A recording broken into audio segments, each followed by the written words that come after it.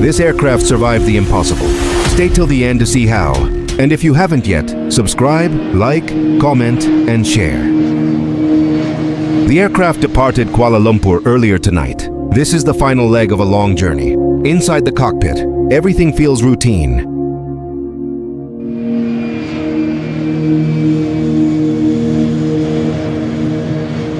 At the controls is Captain Eric Moody, a calm, experienced pilot.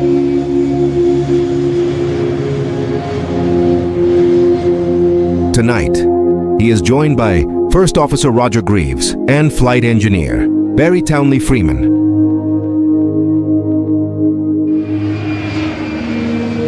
The aircraft levels off. At 11,000 meters, the engines hum steadily.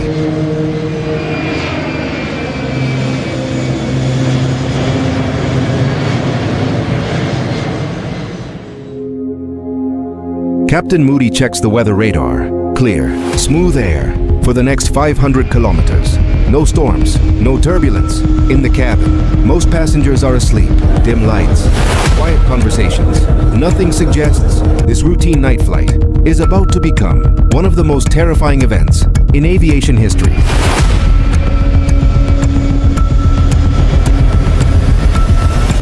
Just after passing over Jakarta, something changes. At first, it's barely noticeable.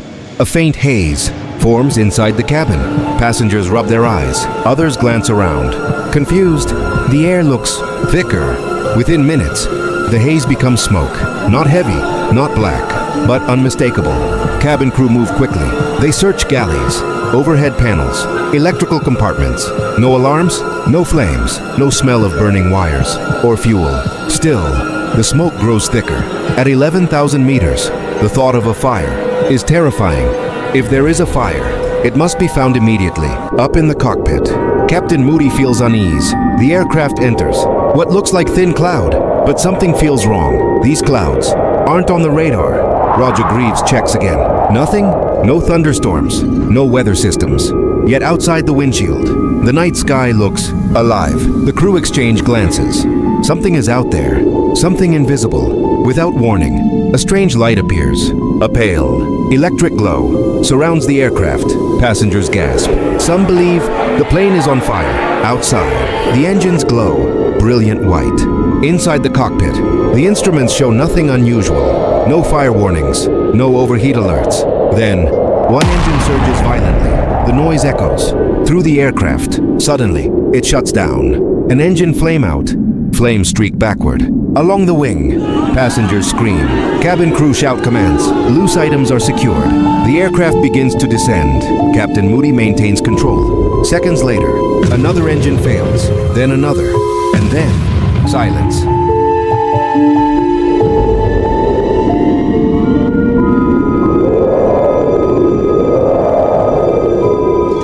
All four engines have stopped. No thrust, no power, no explanation. For the first time ever, a Boeing 747 is completely powerless at cruising altitude.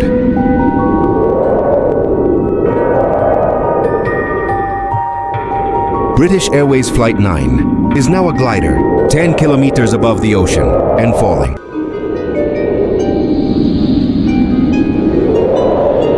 The engines are gone. The familiar roar that fills the cabin vanishes. What replaces it is silence, an unnatural silence at cruising altitude.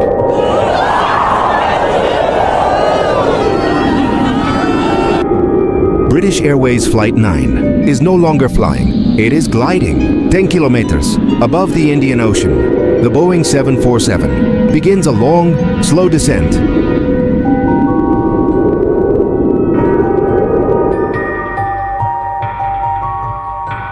Inside the cockpit, Captain Eric Moody grips the controls. The aircraft is stable, for now.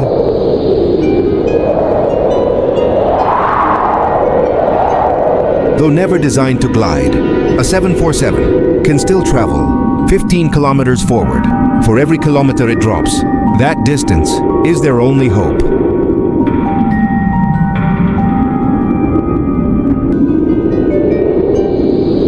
Altitude is called out.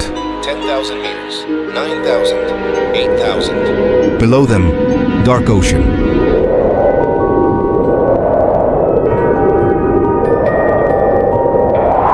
To the north, the mountains of Java. They must avoid them at all costs.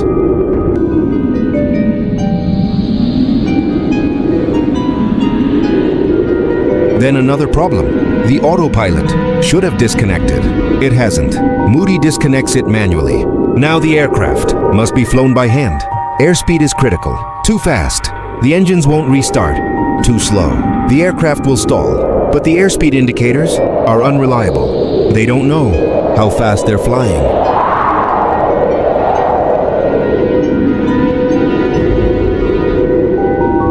Nose up, nose down, small corrections.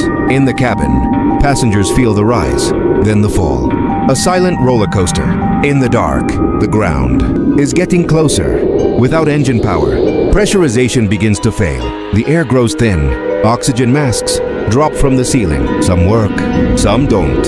Fear spreads. In the cockpit, the crew reach for masks. Captain Moody's works. Roger Greaves does not. Seconds pass. He can't breathe. Moody faces a choice. Descend gently or dive steeply. To restart the engines, he decides. The nose goes down. The aircraft accelerates. Passengers scream as gravity presses them into their seats. Loose items slide. Children cry.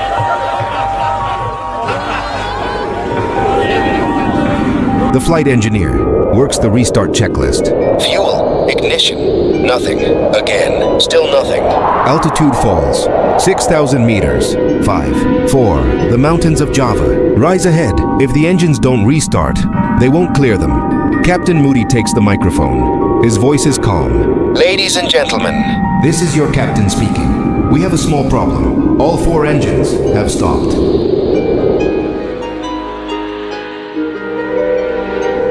Then, a cough, a roar. One engine comes back to life. Then another, then another. All 4 engines are running again. The aircraft climbs. They have survived. For now. Against every expectation, the dead jet is coming back to life. Hope returns, but the danger is not over. With thrust restored, Captain Eric Moody gently raises the nose.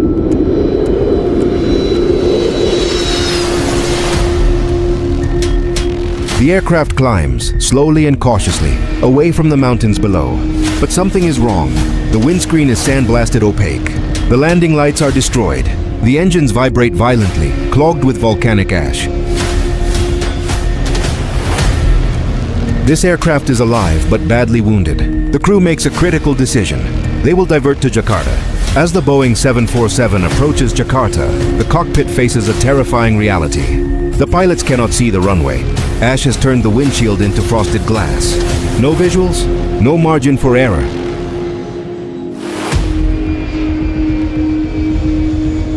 The landing must be done entirely by instruments. Passengers brace as the aircraft descends.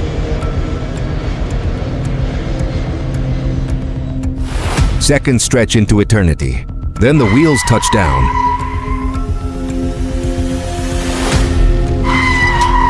A hard landing.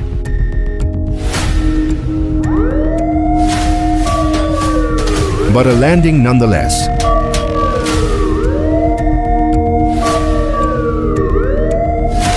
British Airways Flight 009 rolls to a stop. Not a single life is lost. What happened that night rewrites aviation history. Captain Eric Moody's calm announcement becomes legendary. Ladies and gentlemen, this is your captain speaking. We have a small problem.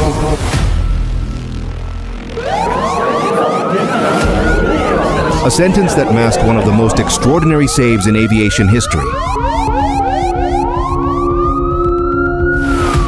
Volcanic ash becomes a recognized threat. Flight paths are redesigned. Ash detection systems are introduced worldwide. Every aircraft has a story, and some stories change aviation forever.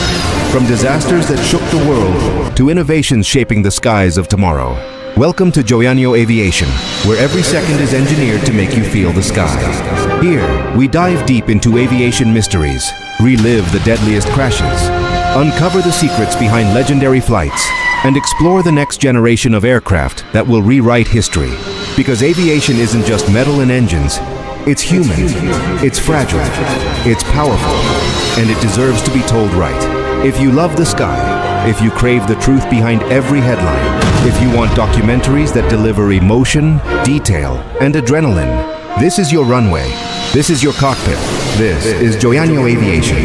Hit subscribe, and let's take flight. If you're ready for real aviation investigations, you're in the right place. Subscribe and enter the skies where every moment matters.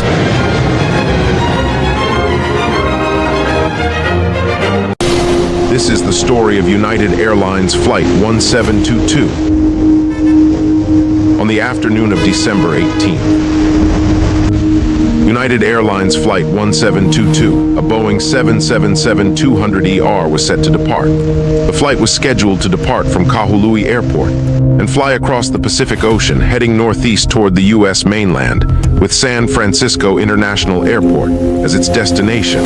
The route covered a distance of approximately 24 miles, with an estimated flight time of around 5 hours.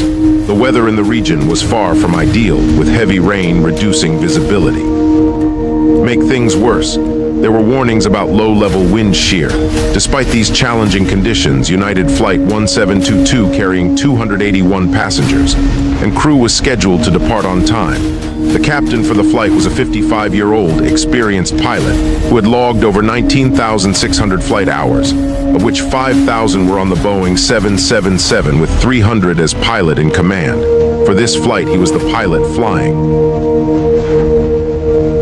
The first officer, who had previously worked at Hawaiian Airlines, had around 5,300 flight hours. However, he had only 120 hours on the Boeing 777, making him relatively new to both the aircraft and United Airlines.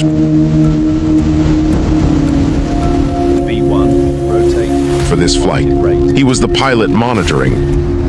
The pilots arrived as the aircraft was being prepared for departure. The captain first spoke with the purser, who reported that the earlier descent and arrival into Maui had been turbulent. Meanwhile, the first officer conducted the pre-flight walk-around. The captain briefed the purser on the specifics of the upcoming flight. He told her about the flight details and highlighted that the flight attendants should stay seated during the climb because of the bad weather.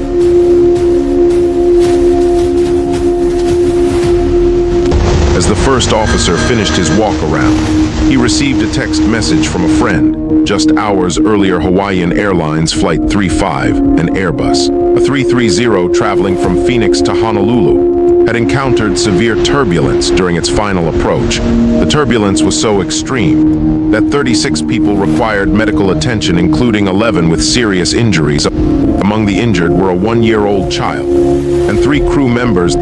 This incident showed just how unpredictable the air currents around the Hawaiian Islands were and highlighted the importance of staying alert in such dangerous conditions, concerned the first officer. Quickly texted back to thank his friend for the update, then turned off his phone before entering the cockpit. He immediately shared the information with the captain, ensuring they were aware of the potential for turbulence during their own flight. As the 271 passengers began boarding, the pilots carried out the performance calculations. The Automatic Terminal Information Service, or a TIS, a continuous radio broadcast, providing pilots with up-to-date airport information, was unavailable at the time.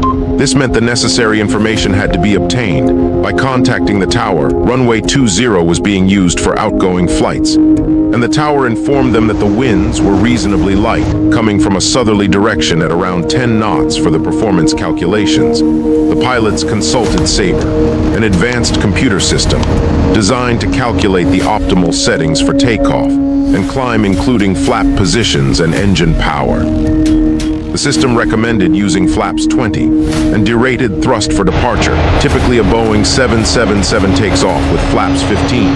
However, the unique demands of this situation, such as the short runway and the wind conditions, required a flaps 20 setting, which is less commonly used for takeoff. The first officer was relatively new to the Boeing 737, and taking off with flaps 20 may have been unfamiliar to him after completing all pre-flight checks in the cockpit.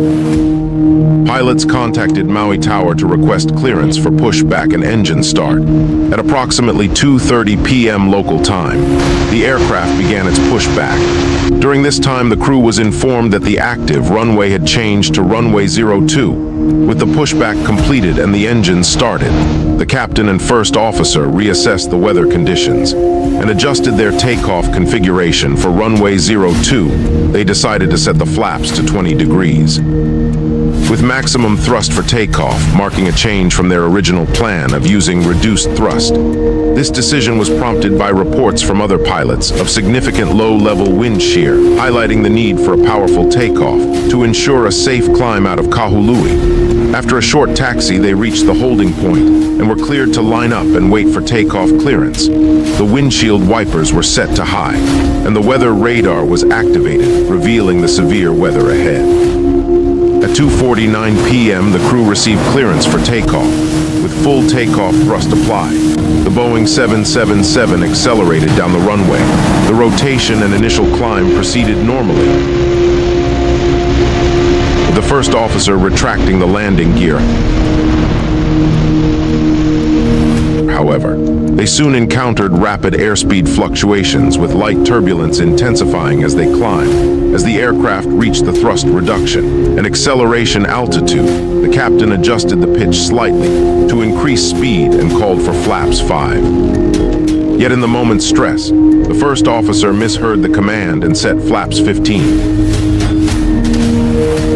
This small mistake would soon lead to a series of events that put the flight at risk. After selecting flaps 15, the first officer checked in with Honolulu Control. As the aircraft climbed through 1,400 feet and entered instrument meteorological conditions, they responded with instructions to climb to 16,000 feet. They also advised that moderate to extreme weather conditions were present in all directions and approved any necessary weather deviations. At first, everything seemed normal. The aircraft climbed steadily, and the crew focused on their tasks. But then the captain noticed something unusual.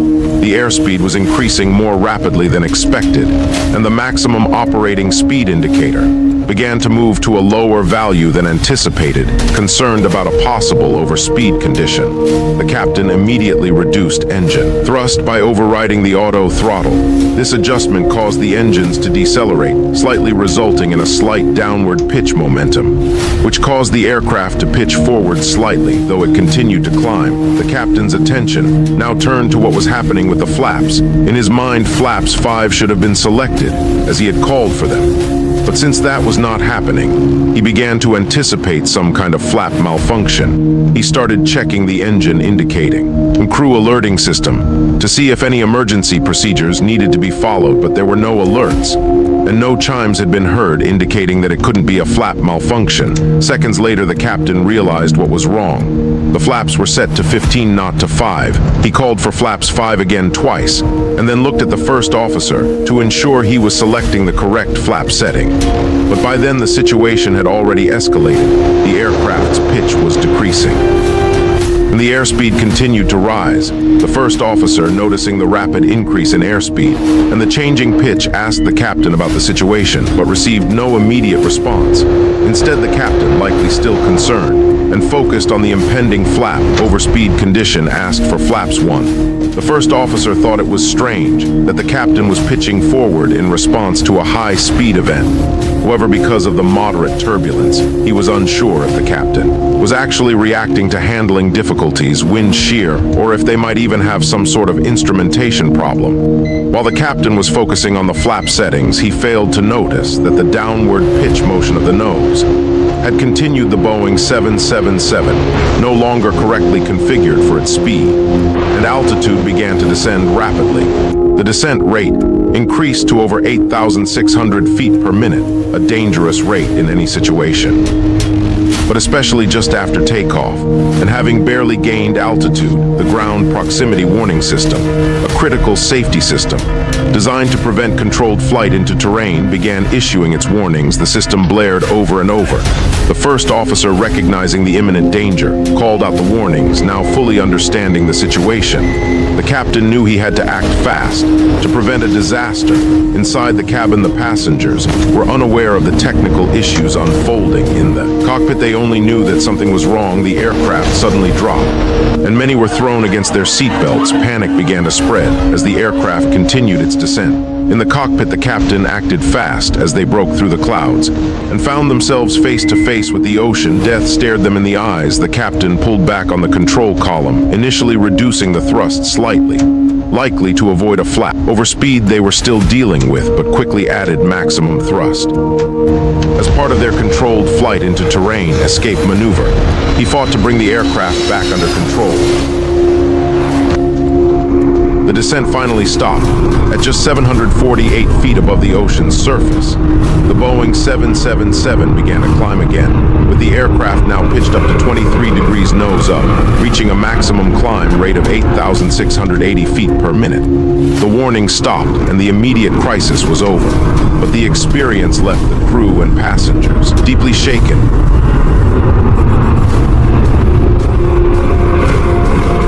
Among the passengers were individuals who later recounted the terrifying moments.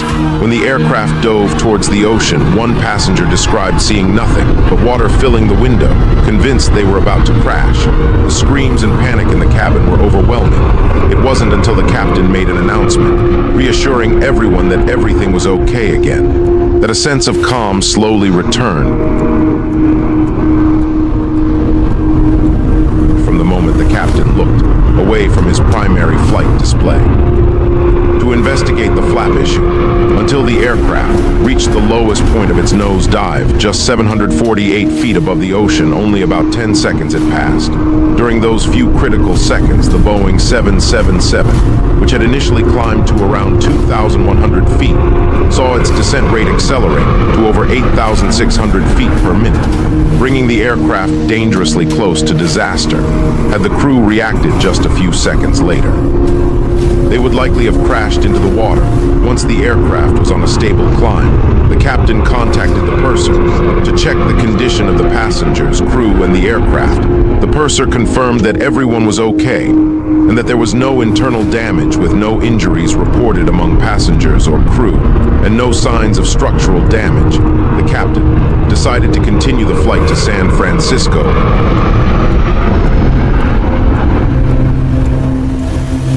Upon landing in San Francisco, the incident was initially not reported, as there was no damage or injuries. However, the NTSB learned of the event 2 months later and opened an investigation. Unfortunately, by the time the investigation began, the cockpit voice and flight data recorders had been overwritten, which limited the available data.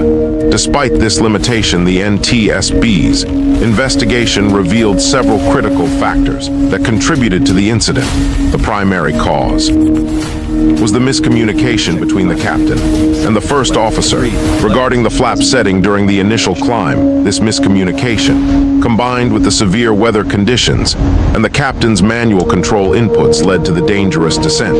In response to the incident, United Airlines immediately took steps to prevent it from happening again. The airline revised its training modules to emphasize the importance of clear communication in the cockpit, especially during critical phases of flight. They also launched an awareness campaign at their training center, focusing on flight paths That shook the world to innovations shaping the skies of tomorrow. Welcome to Joeanio Aviation, where every second is engineered to make you feel the sky. Here, we dive deep into aviation mysteries, relive the deadliest crashes, uncover the secrets behind legendary flights, and explore the next generation of aircraft that will rewrite history. Because aviation isn't just metal and engines, it's human, it's fragile, it's powerful, and it deserves to be told right. If you love the sky, if you crave the truth behind every headline, if you want documentaries that deliver emotion, detail, and adrenaline, this is your runway. This is your cockpit. This is Joeanio Aviation. Hit subscribe, and let's take flight. If you're ready for real aviation investigations, you're in the right place. Subscribe and enter the skies where every moment matters.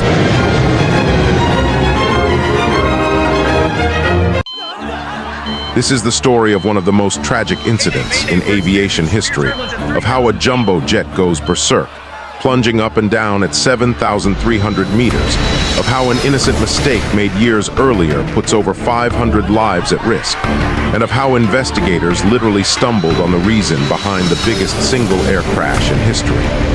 Japan Airlines Flight 123 became uncontrollable.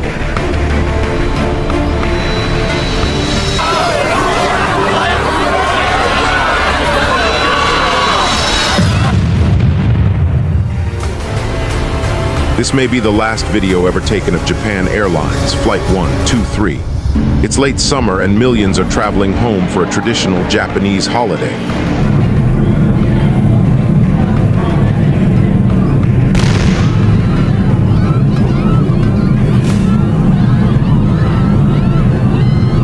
The plane is only 12 minutes into its flight when terror strikes.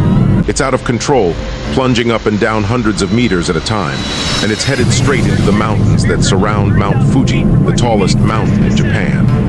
On the ground, Japan Airlines staff search frantically for the cause of the problem.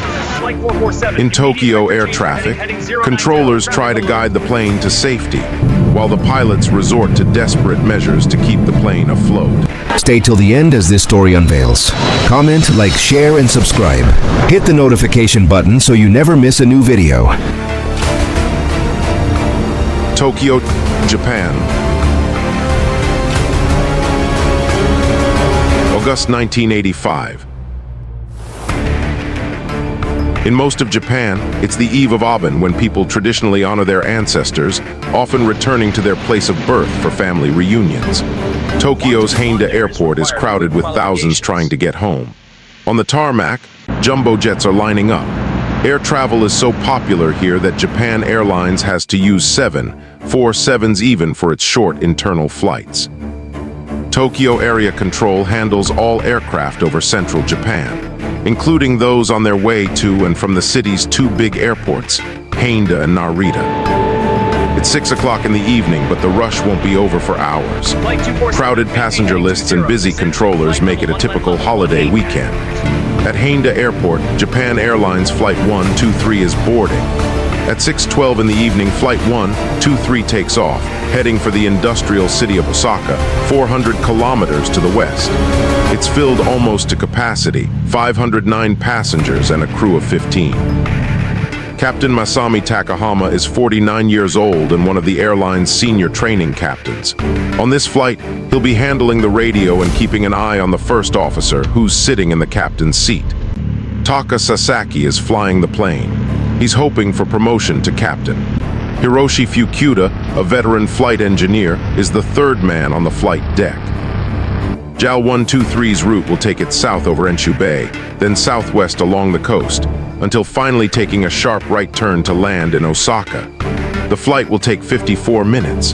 Flight 123 is leaving Tokyo behind, climbing to 7,300 meters. 12 minutes into this short flight, the plane's black box shows that all is going well. Weather conditions remained stable. Visibility stayed clear. Please enjoy your refreshments during Cabin crew began routine service. Passengers adjusted seats and stowed belongings. The aircraft climbed steadily, passing through layers of calm evening air. 12 minutes after takeoff, as the aircraft climbed through approximately 24,000 feet,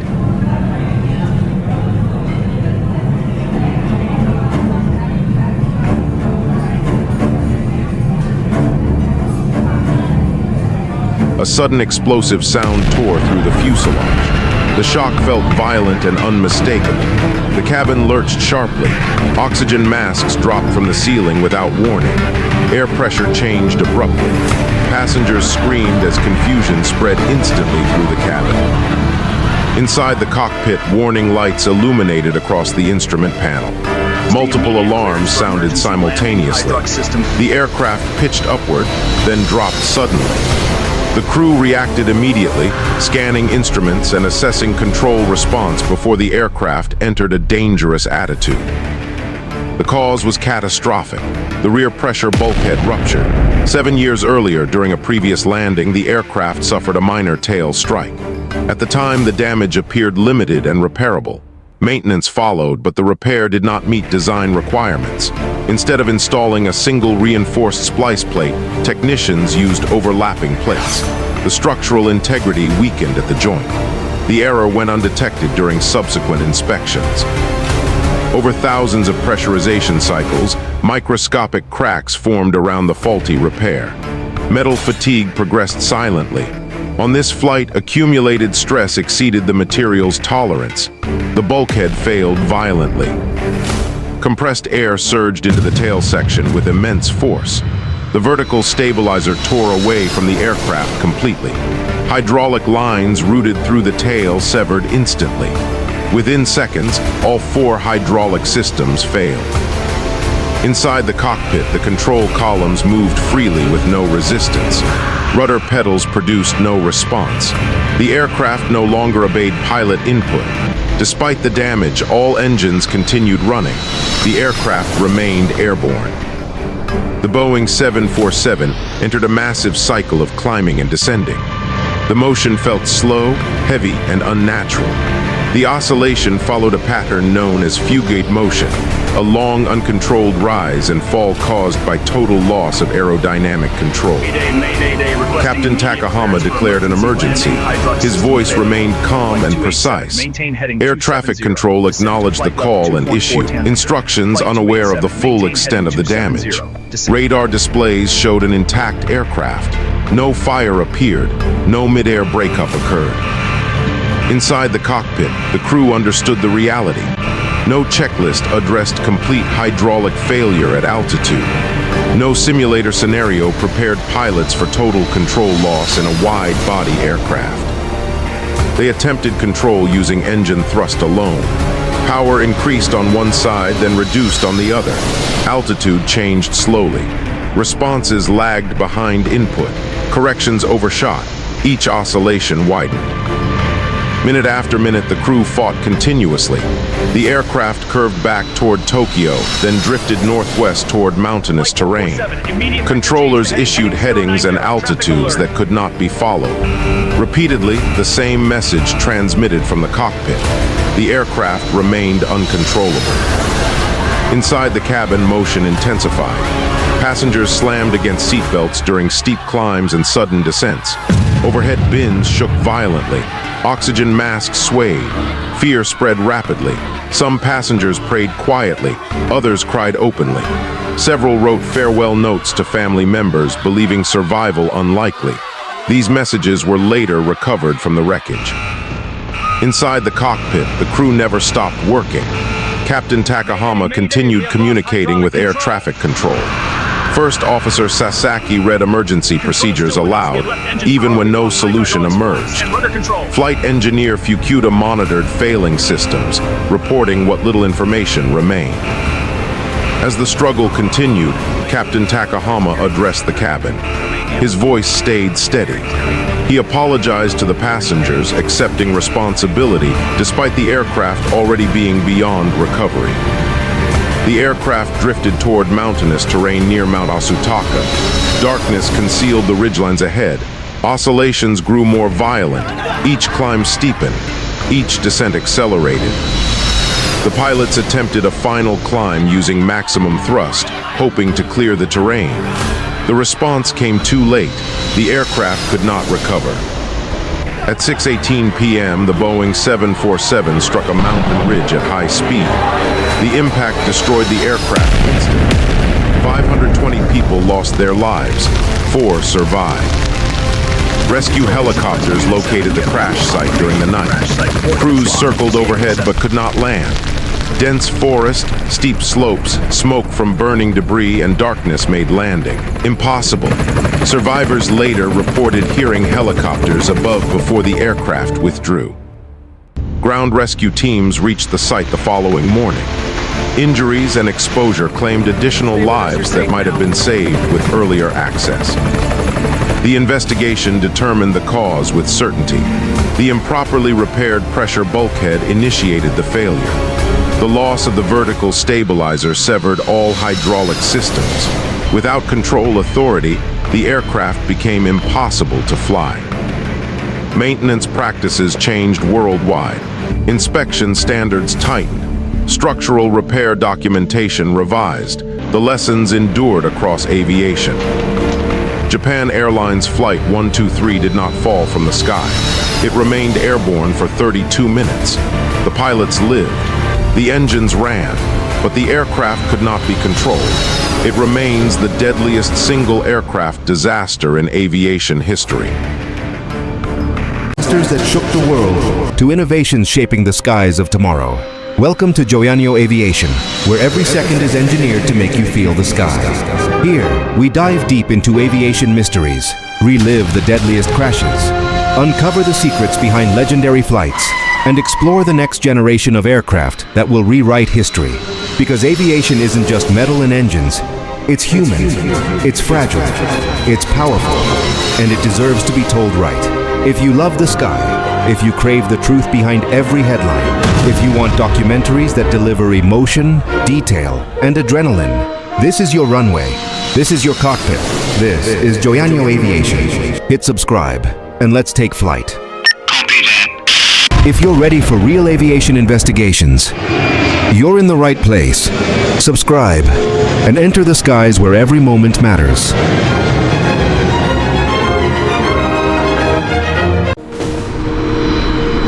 High above the dark waters of the Atlantic Ocean, an Airbus A330 operated by Air France is no longer flying. 38,000 feet above the Earth, the aircraft has already entered a full aerodynamic stall.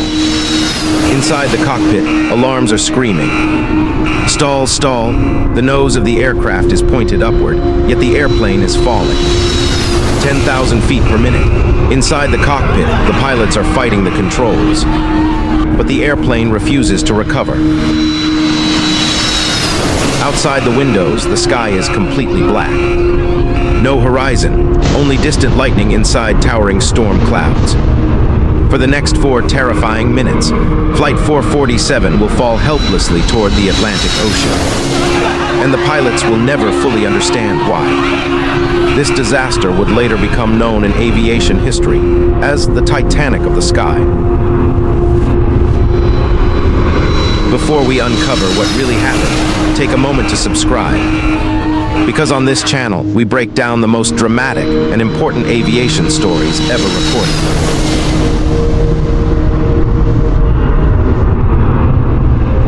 June 1st, 2009. High above the Atlantic Ocean, the Air France Airbus A330 moves quietly through the night sky. 38,000 feet above the Earth, the aircraft cruises smoothly toward Paris. Inside the cockpit, Captain Marc Dubois has stepped away for a scheduled rest break. At the controls are the 2 co-pilots, First Officer David Robert and First Officer Pierre-Cédric Bonin. There is no flight engineer on this aircraft. Modern airliners like the Airbus A330 are designed to be operated by just 2 pilots. The aircraft is stable, the autopilot is engaged, the computers are flying the airplane. For the passengers asleep in the cabin, it is simply another overnight flight across the ocean. But ahead of them, the sky is changing. On the weather radar, towering thunderstorms appear like glowing mountains of red and yellow. The aircraft approaches a violent region of weather known to pilots as the Intertropical Convergence Zone. Lightning flashes silently inside the clouds ahead. The co-pilots begin carefully navigating between the storm cells. For several minutes, everything appears completely normal. Passengers sleep. Cabin lights glow softly in the darkness. The engines hum steadily through the night. But high inside those storm clouds, something dangerous is forming. Tiny ice crystals, invisible, harmless looking, yet capable of triggering a disaster. On the nose of the aircraft are 3 small sensors called pitot tubes. Their job is simple: measure the speed of the aircraft through the air. But as Flight 447 crosses through the storm, ice crystals begin forming inside those tubes. Slowly, silently, the sensors begin to freeze. And when those sensors freeze, the aircraft's computers lose reliable airspeed data. But investigators would later discover something strange about this moment. something that should have warned the pilots what was really happening. Yet in the chaos of the cockpit, no one noticed it. At 2:10 in the morning, the cockpit alarms suddenly sound, beep. The autopilot disconnects. The aircraft is no longer flying itself. Now the pilots must take control manually, but something is wrong. The airspeed indicators begin to fluctuate. One display shows the aircraft slowing down. Another suggests it is accelerating. The information is confusing, unreliable. Inside the cockpit, the pilots must make a decision quickly. In the sudden uncertainty, First Officer Bonin pulls back on the control stick. The nose of the Airbus rises. The aircraft begins climbing sharply into thinner air. But at 38,000 feet, the margin between normal flight and aerodynamic stall is dangerously small. Within seconds, the aircraft crosses that invisible boundary. A warning echoes through the cockpit. Stall, stall. What the pilots do not realize is that the aircraft is giving them a clue that could have saved the flight. But the meaning of that warning would only become clear years later, when investigators recovered the black boxes. The wings have lost lift. Airflow over the wings has collapsed. The aircraft is no longer flying. It is falling. The correct response would have been immediate. Push the nose down, regain airspeed, restore airflow over the wings. But inside the cockpit, the pilots do not yet understand what is happening. Instead of lowering the nose, they continue pulling back. The Airbus climbs slightly higher, then suddenly begins to sink. The nose remains pointed upward, yet the aircraft is descending rapidly. Stall, stall. Altitude begins dropping, 37,000 feet. 36,000, 35,000. The captain, Marc Dubois, is urgently called back to the cockpit. He rushes through the dark cabin. Passengers remain asleep, unaware of the crisis unfolding above them. When he reaches the cockpit, the situation is already critical. The aircraft is descending rapidly. The stall warning continues screaming through the flight deck. Outside, the sky is completely black, no visible horizon. Only distant flashes of lightning. The Airbus continues falling, 30,000 feet, 25,000 feet, 20,000 feet. Despite the massive descent, the nose of the aircraft remains pointed upward. An aerodynamic paradox. The wings remain stalled. The aircraft is now falling at nearly 10,000 feet per minute. Inside the cockpit, the pilots fight the controls, but the airplane refuses to recover. Then suddenly, something happens that confuses the pilots even more. The stall warning stops, not because the aircraft has recovered, but because the airspeed sensors are now giving readings so low, the computer can no longer detect the stall condition. Now the warning system has gone silent. The pilots have even less information. The aircraft continues falling. Seconds pass. Altitude drops rapidly. And the most tragic part of this disaster is that the aircraft was still recoverable. High above the Atlantic Ocean, the airplane is still falling. The nose still pointed upward, the pilot still fighting for control. After nearly 4 minutes of uncontrolled descent, at 2:14 in the morning, Flight 447 reaches the ocean. Still in a full aerodynamic stall, the aircraft strikes the water at nearly 200 kilometers per hour. The impact destroys the aircraft instantly. All 228 people on board are lost. The wreckage disappears beneath the dark waters of the Atlantic Ocean. In less than 4 minutes, a modern airliner had disappeared into the Atlantic Ocean, leaving behind one of the greatest mysteries in modern aviation. For days, search crews scan the ocean's surface. Small pieces of wreckage begin to appear. But the main aircraft remains hidden, nearly 4,000 meters below the surface.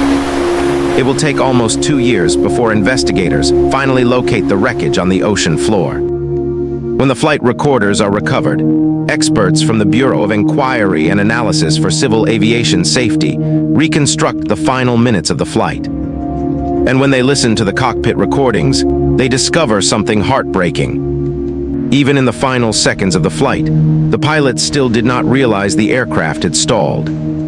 The frozen pitot tubes triggered the chain of events. But the investigation reveals a deeper problem: confusing flight data, unexpected aircraft behavior, and pilots who never fully understood what their aircraft was doing.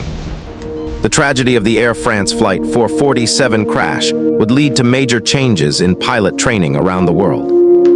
Because sometimes, the greatest danger in aviation is not mechanical failure, not violent weather, but the moment when pilots lose understanding of what their aircraft is truly doing. 4 minutes high above the Atlantic Ocean. 4 minutes that turned a routine flight into what many would later call the Titanic of the sky.